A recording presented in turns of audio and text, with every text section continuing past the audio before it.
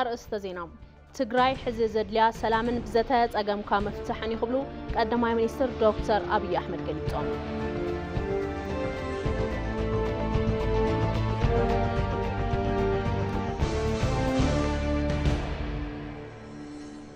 ኢትዮጵያ ኣብ ቀረባ እዋን ወናኔት ፋብሪካ ዱፍዒ ከም ትኸውን ቀዳማይ ሚኒስትር ዶክተር አብይ አሕመድ ገሊጾም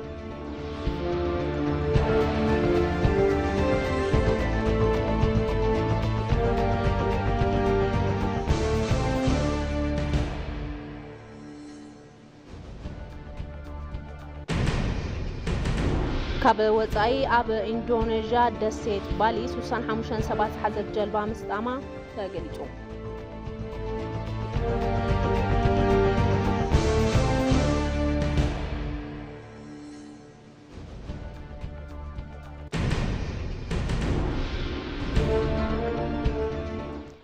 سلام تعنا بليكم يتم سيوز خبركم تملكتنا كاب إتبي مرب قانقوا تقرني على توم عرضينا خب ساعة جميرونا بخم كبليو مرضينا أنا مرحكم نادريت بريو حبيركم كتأني حيف لما حد أرتيناتات مس قربابتي هاجرات بسلام كنا برينا ندلي انت زي كونو جنا بعلنا خنك لا خينا خبلو قدماي مينستر دكتور أبي أحمد تزاريبام توم قدماي مينستر تلمي فتز مع منجستي كل تشن 10 شعتان عم تمرت عمل كيتوم كاب أبلات بايتو كل حزبين زغرب اللهم حتوتات ملاشن مبرن هيبام أبي مبرهي مس قربابت هاجرات كيناتين دلن كينات عين مرت أن متحبرن بحبار معبايننا ندليلهم مس كلهم حواتنا بسلام كنا برن دلي ناس بلوتهم قدماي مينستر بسلام كنا برزي خلنا قداين تاليو دما بعلنا خنكلا خلينا يلوم نزيب وجن إثيوبيا سقات يلن كبلوتهم قدماي مينستر الرجاليتهم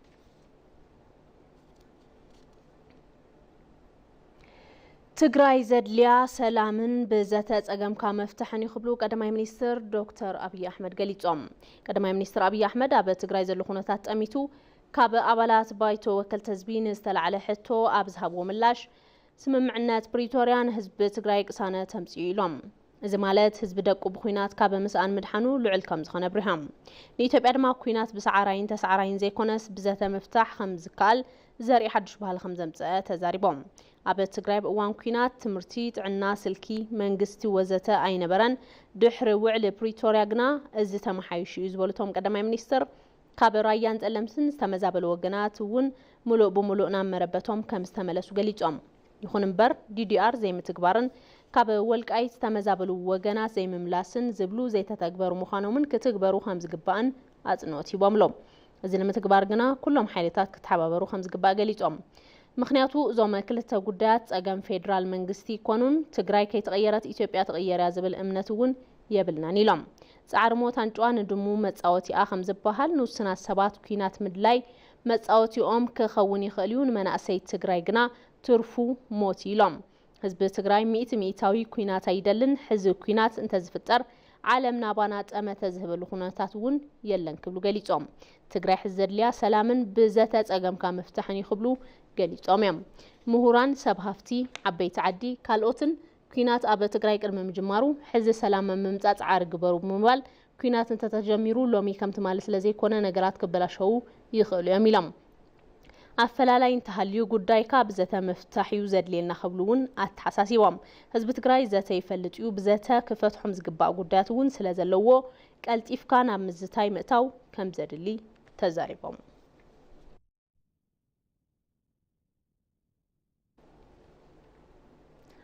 اب ኢትዮጵያ ዲጂታል ዝውውር ገንዘብ 12.5 ትሪሊዮን ብር በጽሒሎም ቀዳማይ ሚኒስትር ዶክተር አብይ አሕመድ ቶም ቀዳማይ ሚኒስትር اب ባይቶ ወከልተ ህዝቢ ተረኺቦም ኣብዝሃቦ መብርሂ ኣብዚ ዓመት اب ዓውዲ ፋይናንስ እወንታዊ ዕሩይ ዕቤት ኣመዝጊቢሎም ዲጂታላዊ ዝውውር ገንዘብ 12.5 ትሪሊዮን ብር መብጽሑ ብምግላጽ ካብ ዕድጊት ጥረ ገንዘብ ልዑል ጸብለልታ ከም ዘለዎ ልዒሎም ቁጥሪ ተጠቀምቲ ግልጋሎት ሞባይል ገንዘብ 55 ሚልዮን መብጽሑ ብምሕባር 11 ሚልዮን ኣናሽተይን ደቀቕትን ተለቃሕቲ ብዲጂታል ልቓሕ 24.5 ቢልዮን ብር ተበጽሕ ኮይኖም بحفشة بزعم استتلمة شومنتنا بربعة مئتاوي عبيد كم زعوت بحرشة بإندستري معدن قلقالوتن قالت عورتاتن استرخبوا وتسيت مرأي إلهم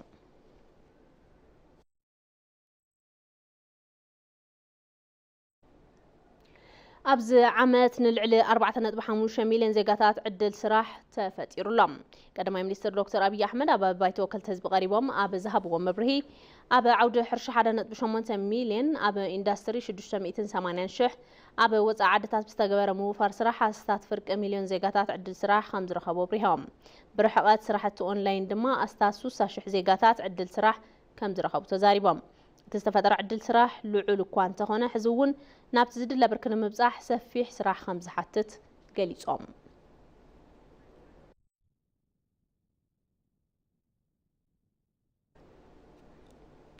قدما مينستر دكتور أبي أحمد أبي إثيوبيا شوفان من قدي حدا 270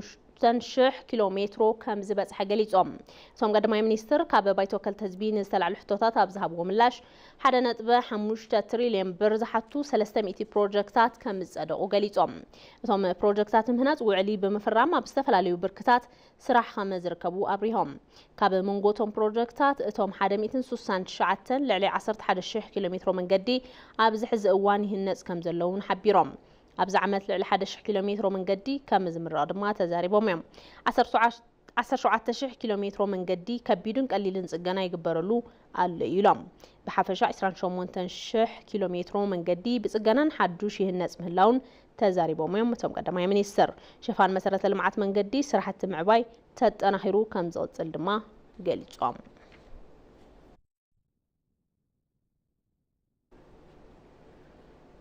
إثيوبيا أب ورحي مسكرم فريات غاز المجمرة أوان أب عداقة تقرب يخبلو قدما مينستر دكتور أبي أحمد قليصهم ثم قدما مينستر عودي اندستر بزملكات أب ذهب ومبرهي عودي أب زعامات 10 بشومون تميتا وعبيت نهمت تلمتا تحيزو 5 جمرة قليصهم إثيوبيا العل عقمي معدن زلوها هاجرات بلتهم قدما مينستر أب أفريقيا جزوف عقمي معدن كاب زلوون هاجرات حانت 5 خونات قليصهم إثيوبيا تفري أب زعامات 65 ميتاوي بصحي دمايلهم أب زعامات أب عود إندستري زلو دليت إنرجي ب 4 ميتاوي كم زوسخون قليصهم ورقي أب زعامات 37 طن سدد كم استقبر بمقلاط بدمر أب زعامات 3.5 بليون دولار بسدد عداقة 5 رخابة تزاريبهم زي أب إثيوبيا أب زخونة زبن زي نبرا عاوز كم زخونة دما قليصهم أب إثيوبيا فرياس غاز وفرو كوبانيتات فقادو زيوم نابجو سرا حياتو نيرم حزقنا إذا معرارة بمقبارنا إثيوبيا أب ورح مسكرم كل 2018 عام تمرت فريات غاز المجمرة أوان بعداقة كتقرب لهم كما منقستي صارح نمبر بزربا نحدر أيكون نزبلتهم قدما مينستر إثيوبيا دحر 4 أوارح فابريكا زمنا ودوخ هانيتا كتزازم يخبلو قليصهم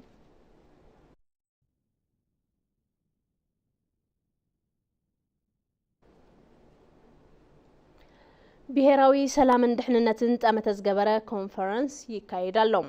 ኣብ ምርምርን ልምዓት ስራሕን ሰራዊት ምክልኻል ኢትዮጵያ ብዝተማልአ መልክዑ ተግባራዊ ንምግባር ሃገራዊ ድሕንነትን ኮንፈረንስን ምርምር ዓውደ መጽናዕቲ ይካየዳሎም እቲ ዓውደ መጽናዕቲ ኣብ ጉዳያት ድሕንነትን ስትራቴጂን ሰልጠኑ ብቁዕ ኣመራርሓ ብምፍራይ ሃገራዊ ረብሓ ኢትዮጵያ ክንሕሉ ኢና ብዝብል መሪ ሓሳብ እናተሳለጠ ይርከብ تعود مصنعتي أب مرمرن لمعات سرحن زلو سنة قدامتات تقوان فوتاتن تخرس جبرايوم أب سرايت مكلخال وتهدروا مرمرن عود لمعاتن زلو مثلي نمغيارن قلتوف سرحتات تلمي كسرحو خمزلوم تحبيروم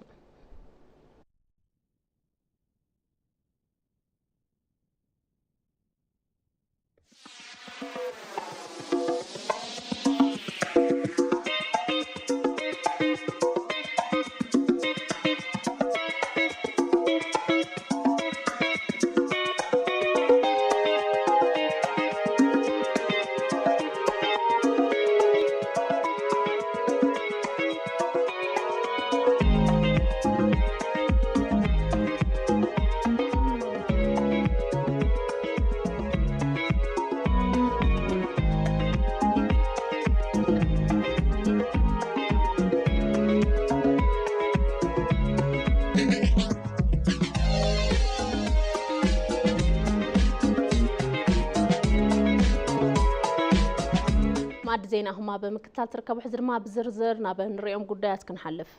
ኢትዮጵያ በቀረባ እዋን ወናኒት ፋብሪካ ዱኽዒ ከም ትኸውን ቀዳማይ ሚኒስትር ዶክተር አብይ አሕመድ ገሊጾም ቶም ቀዳማይ ሚኒስትር ኣብ ባይቶ ካልተ ህዝቢ ኣብ ዝሃብዎ መብርሂ ዓውዲ ሕርሻ ዝድል ለውፂት ንኸመዝግብ እቲ ፋብሪካ ልዑል እጃም ከም ዝህልዎ ኣገንዚቦም ሕርሻ ምስ ዝሓለፈ ዓመት እንትነጻጸር ብ24.7 ሚታዊ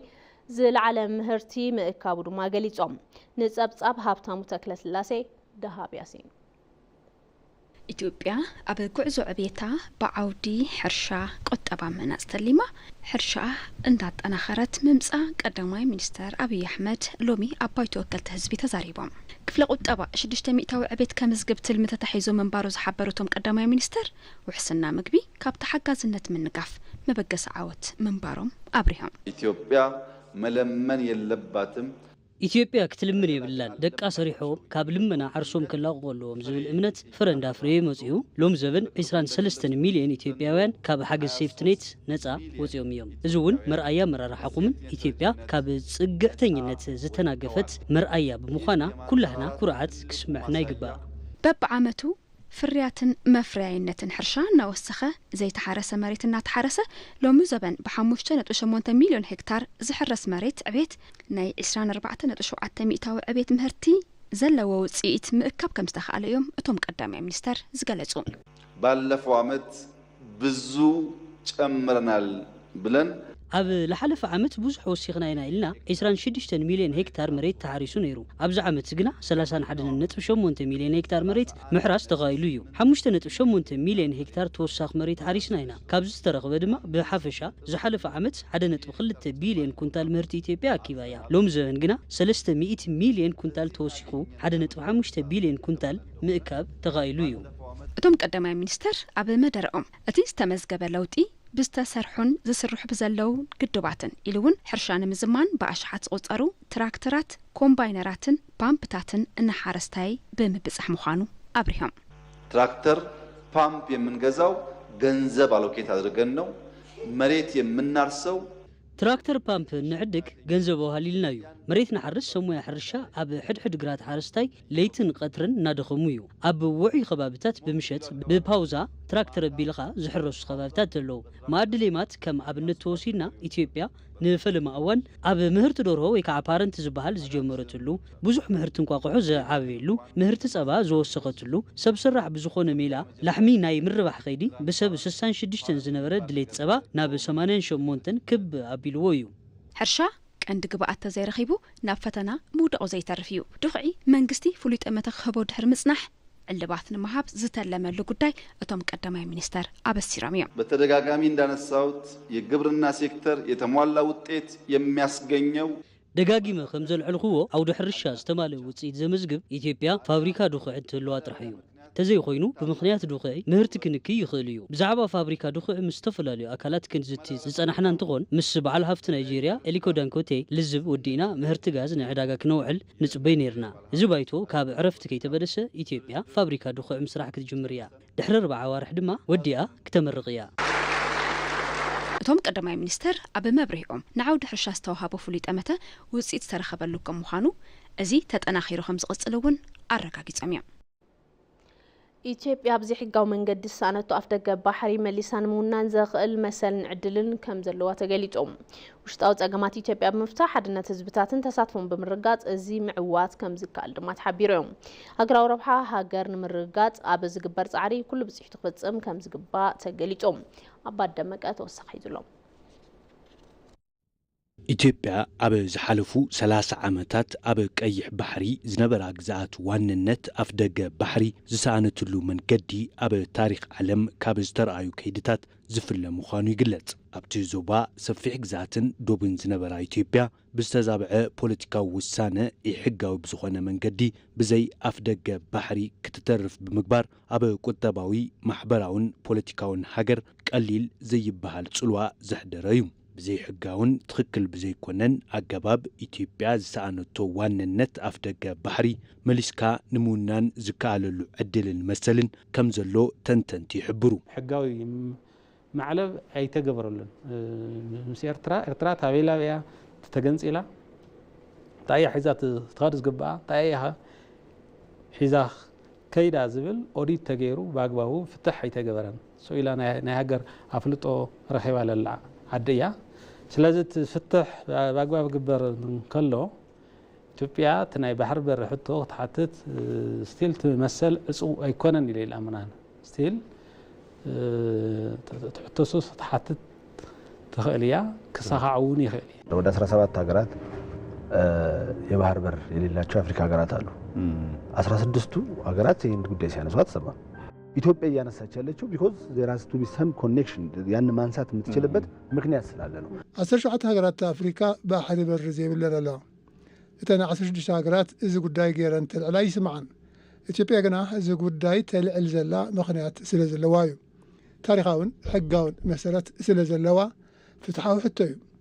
ኢፍትሓዊ ብዝኾነ መገዲ ዝሰኣነቶ ነገር ፍትሓዊ ብዝኾነ መገዲ ሕቶ ምልዓል ትክክል እዩ እዚ ድማ ብሄራውን ሃገራውን ረብሓ ንምርጋፅ ዝዓለመ እዩ ሌሎች ሀገሮች ከእስያ ከአሜሪካ መተው ጅቡቲና ሬድሲና ኢንዲያን ኦሽን መተው ዛ ቤዝ ያረጉበት ምክንያት ምንድነው ብሔራዊ ጥቅማቸውን ለማረጋገጥ ነው የኛም ደግሞ በጣም ከፕሮክሲሚቲ አንፃር ከታሪክ አንፃር ከህግ አንፃር ሃገራት ካብ ኤዥያን ከአሜሪካን መጽን አብ ጅቡቲ ወታደራዊ ቤዝ ዘጣይሻሉ ምክንያት እኮ ሃገራዊ ረብሓን ንምርጋፅ እዩ ናትና ድማ በመንጽር ቅርበት በታሪክ በሕጊ ኣብ ቀርን አፍሪካ ዝርከቡ ምሁራት መጽናዕቲ ካይዶም ሕቶ ኣፍ ደገ ባሕሪ ኢትዮጵያ ግቡእነት ዘለዎ ኢሎም ከም ዝኣምኑ ሙሉእ ብሙሉእ ርግጸኛ እየ መንጽር ታሪኻዊ ቁጠባዊ ጂኦግራፊያዊ ዓሌታውን ሕጋውን ትሕዝቶ ኢትዮጵያ ኣብ ዞባ ቀይሕ ባሕሪ ኣፍ ደገ ናይ ምውናን መሰልን ዕድልን ከም ዘለዋ ይግለጽ ካብ ግዘ ናብ ግዘ ዝዓቢ ዘሎ በዝሒ ህዝቢ ኢትዮጵያ ብኣቆጻጽራ ኣውሮፓውያን 2030 150 ሚልዮን ክበጽሕ እዩ ተባሂሉ ይእመት እዚ ዝኣክል ህዝቢ ዘለዋ ሃገር ድማ ብዘይ ኣፍ ደገ ባሕሪ ዝተረጋግዐ ኩለንተናዊ ዕብየት ቁጠባ ሃኒጻ ኣብቲ ዞባ ዝህልዋ ብጽዒት ንምፍጻም ኣዝዩ ዘጸግም ከም ዝኾነ ይግለጽ ተመሊሳ ናይ ባሕር በሪ ወናኒት ትኾነሉ ዕድል ዕጹው የሆነ ንሊል ሓስብ ዋላ ንኢትዮጵያ ጥራሕ ሆነ ዋላ ንኤርትራውያን እውን ሰላም ክመጻው ዝዓዲ ምስ ኢትዮጵያውያን እውን ሓቢሮም ክነግዱ ከዓብዩ ብኢኮኖሚ ክተኣሳሰሩ እንተኾይኖም እዚ ፍትሓዊ ሕቶ ባግባቡ ርእይዎ ኣሎ ኢለ ይሓስብ ኣነ ስለዚ ክልቲአን ሃገራት ዝጠቃቀማሉ ንክልቲአን ሃገራት ብዝረብሕ መንገዲ ምፍታሕ ይከኣል እዩ ሌላ በጂኦግራፊካል ፖዚሽናችንም በህዝብ ብዛታችንም በታሪካችንም በጂኦግራፊያዊ አቀማምጣናን በበዝሒ ህዝብን በታሪክናን በር ባሕሪ ክንረክብ ይግባና እዩ ብዙይ ዝኾነ ክፍፍል መላ ኢትዮጵያውያን ኣብዛ አጀንዳዚ በሓባር ክሰርሑ ኣለዎም ከቀይ ባህር አካባቢ ካሉት ሀገሮች ጋር ያለን ታሪካዊ ግንኙነት ምስ ሃገራት ከባቢ ቀይሕ ባሕሪ ዘለና ታሪኻዊ ርክብ ኣዝዩ ነዊሕ ምምስሳላት ባህልን ቋንቋን ኣሎ ኣብዚ ከባቢ ዘለዉ ጸገማት ንኢትዮጵያ ዝምልከቱ እዮም ቁጠባዊ ጸገም ጽዕንቶ ለውጢ ኩነታት ኣየር ጸገም ድሕንነትን ፍልሰትን ዝኣመሰሉ ጸገማት ኣለዉ ነዞም ጸገማት እዚኦም ንምፍታሕ ኣብ ዝግበር ጻዕሪ ግደ ኢትዮጵያ ኣዝዩ ወሳኒ እዩ ኢትዮጵያ ኣብ ዞባ ቀርኒ ኣፍሪካ እትርከብ ወሳኒት ዓባይ ሃገር ከም ምዃና መጠን በብግዚኡ ኣብቲ ዞባ ዝርአ ዘይምርግጋዕን ወጥርን ኣብ ውሽጣዊ ጉዳያት ሰላም ድሕንነትን ሃለዋትን እታ ሃገር አንጸላልዩ ዝፈጥሩ ሓደጋ ቀሊል ስለዝኾነ እዚ ንምቁጽጻር ኣፍ ደገ ባሕሪ ዝለዓለ ወሳንነት ኣለዎ ኣብ ቁጠባውን ድሕንነትን ዝረኣዩ ጸገማት ንምፍታሕ ኢትዮጵያ ኣብ ዞባ ቀይሕ ባሕሪ ምስ ዝርከባ ሃገራት ተቀራሪባ እናሰርሐት ትርከብ ጉዳይ ኣፍ ደገ ባሕሪ ኣካል ሃገራዊ ረብሓ ገይራ እናሰርሐት እትርከብ ኢትዮጵያ ምስ ካልኦት ሃገራት ዘለዋ ምትእስሳር ኣጠናኺራ ብምቕጻል ተረባሕነታ ከም እተረጋግጽ ይሕበር ስትራቴጂካሊ ናይቲ ጉዳይ እውን ሰባት ምሁራት ኣብ ምስታፍ ዓቕሚ ዘለዎም ሰባት ሓሳብ ክህቡ ኣብ ምግባር عم مسمع عاوي تخرت كوجها والله إلى حسب استراتيجيكالي عندنا عفز خاينا زلوا هزون بزاتها هو من قد كخان الله ودبت إياك يا إثيوبيا بيراوي تكم قدام ሕቶ ወደብ ጉዳይ ብሔራዊ ረብሓ ኢትዮጵያ እዩ እዚ ጉዳይ ብሰላማዊ መንገዲ ንቅድሚት ንኽስጉም ኢትዮጵያ ናይ ባዕላ አስተዋጽኦ ክተበርክት እያ ብምትሕብባር እውን ክትሰርሕ እያ ኢትዮጵያ ቀይ ባህር አይመለከታትም አያገባትም የሚሉ ከኢትዮጵያ ጋር ታሪካዊ ግጭት አለን ብለው የሚያስቡ ሀገራትም ስላሉ ኢትዮጵያ ኣብዚ ከባቢ ዘለዋ ወሰንቲ ቀይሕ ባሕሪ ሃገራት ምሁራትን ዲፕሎማስያኛታትን ኣብ ሓደ ኣኪባ ቀይሕ ባሕሪ ከም ኣጀንዳ ነፂራ ምምኻራን ባዕሉ ኣብይ ሃገራዊ ረብሓ ዘለዎ መድረኽ እዩ ኢትዮጵያ ኣብ ዞባ ቀይሕ ባሕሪ ዘለዋ ሃገራዊ ረብሓ ንምርግጋጽ ዝሕግዝ ብኢንስቲትዩት ጉዳይ ወጻኢ ዝተዳለወ ሳልሳይ ፎረም ጂኦፖለቲካ እቲ ዞባ ትኹረት ዝገበረ ምይጥ ምስላጡ ይዝከር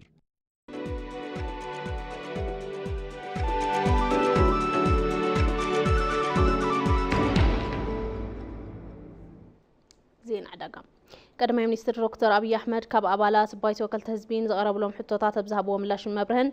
لهم زبنة 900 بليون بر أتاو 5 رخبة تزاربهم توم قدماي منستر أب مبرههم حفشا وصاي إثيوبيا دما 1.2 تريليون بر كم زخونه برهم اتعتاوي بمصر حفشا وفريات قطبان ترى تحت مخانو قليصهم أستات 46 شح زخونو تمزغبتي تاكس قبر زي مخفالهم بمغلاص فرقوم صبصاب كيسارا بمقراب استرفه دما اتاون وصان تمጣጣኒው بمبال كم زخونه برهم ترفيه باللين بمبال صبصاب زقرب كم زلون حبيرهم أبا إثيوبيا فقد نقدي كاب مونغوز وسدو قبرنا خفلو زلو 37 مئتاو طرح مخانوم زغلصتهم قدماي منستر كاب زياتهم زكب آتاوي بحفشا 300 مئتاوي طرح تشفني لهم 400 مئتاوي آتاوي كاب استفلاليو فلفلات كم زركب قليصهم سلازخونه لهم زبن 37 مئتاو طرح زخونه قطر خفاله قبري 50 مئتاو مبصح انت تخيلو كاب تاكس زكب آتاوي يوسخيلهم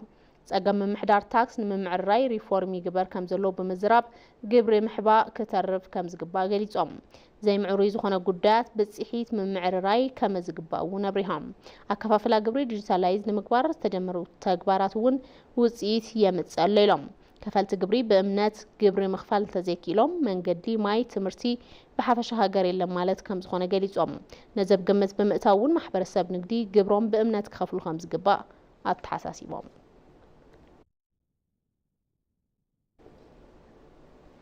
إثيوبيا أبز عمل 9 بليون بر عدا 5 خفلت قدماي منستر دكتور أبي أحمد قليصهم ثم قدماي منستر لومي كاب أبالات بايت وكالة حزبن زقرب لهم حتوتات بزهبوا ملاش المبرهن أبز حلف 7 عامታት ዝኾነ ይኹን ልቃሕ ኣይተወሰደን ኢሎም እዚ ድማ ተጠናኺሩ ከም ዝቕፅል ገሊፆም እቲ ሽግሽግ ልቃሕ ትማሊ ኣብ ፈረንሳይ ናይ መወዳእታት ስምምዕነት ብሚኒስተር ገንዘብ ፌደራሊ ከም ዝተፈረመ ብሪሆም በመሰረት እዚ 3.5 ቢልዮን ዶላር ልቃሕ ቅድም ኢሎም ካብ ዝነበሩ መንግስታት ተለቕሑ ውዕዳ ብምሽግሻግ ናይ ኢትዮጵያ ናይ ልቃሕ ርዑት ምልዓል ከም ዝተኻለ ገሊፆም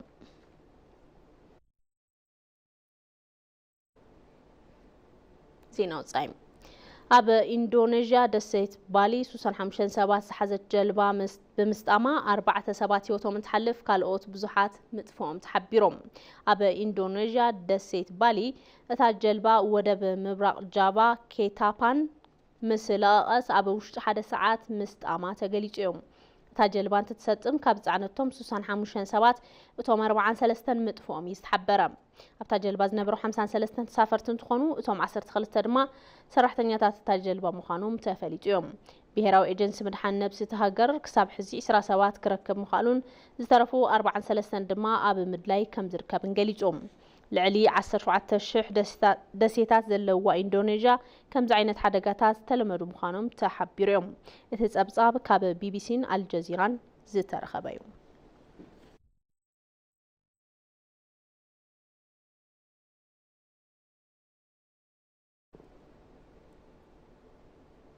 ماد زينا قدم مززامو قند نطبطات زينا تግራይ ሕዚ ዘድልያ ሰላምን ብዘተ ጸገም ካ መፍታሕን ይኽብሉ ቀዳማይ ሚኒስትር ዶክተር አብይ አሕመድ ገሊጾም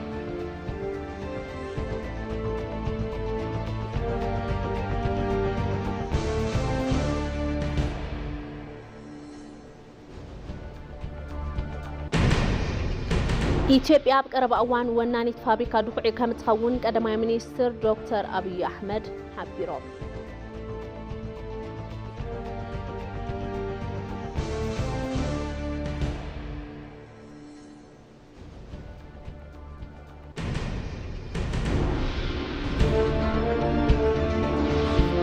كابه وصاي اب اندونيسيا دسيت بالي 65 سبات حزت جلبا مستقامة تقليطو لتاو مع زينا استخداتلكم ونيرو نسلم كتالكم يمسكن مستسترفو مدلواسنا يمكتالكم لكم تمني سنة مشت